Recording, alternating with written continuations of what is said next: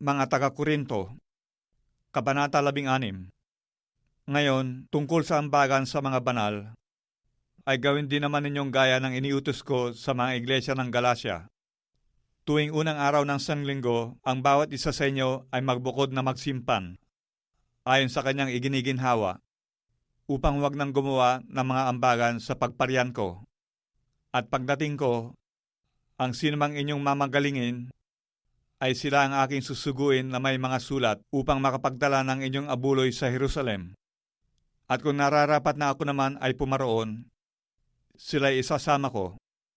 Ngunit ako'y paparian sa inyo pagkaraan ko sa Macedonia, sapagkat magdaraan ako sa Macedonia.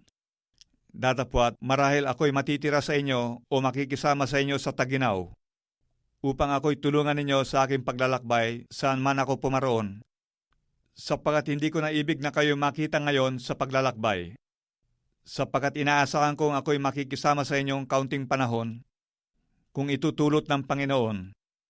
Datapwat ako'y titigil sa Epeso hanggang sa Pentecostes, sapagkat sa akin ay nabuksan ang isang pintuang malaki at mapakinabangan, at marami ang mga kaaway. Ngayon, kung dumating si Timoteo, ingatan ninyo na siya'y mapa sa inyo na walang pangamba, sapagkat ginagawa niya ang gawain ng Panginoon, na gaya ko rin naman.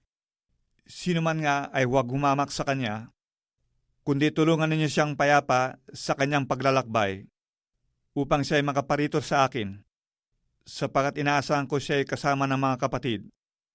Ngunit tungkol sa kapatid na si Apolos, ay pinamanhi ko sa kanyang malabis na siya'y pumarian sa inyong kasama ng mga kapatid, at sa anumang paraan ay hindi niya kalooban na pumarian ngayon, ngunit paririyan pagkakaroon niya ng panahon. Magsipag-ingat kayo, mangagpakatibay kayo sa pananampalataya, kayo'y mangagpakalalaki, kayo'y mangagpakalakas. Gawin ninyo sa pag-ibig ang lahat ninyong ginagawa.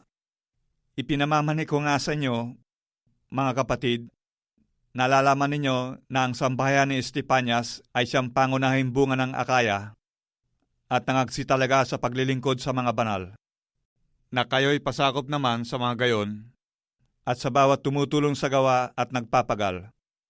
At ikinagagalak ko ang pagdating ni Estepanias at ni Fortunato at ni Acaiko, sapagkat ang kakulangan ninyo ay pinunan nila, sapagkat inaliw nila ang aking espiritu at ang inyo.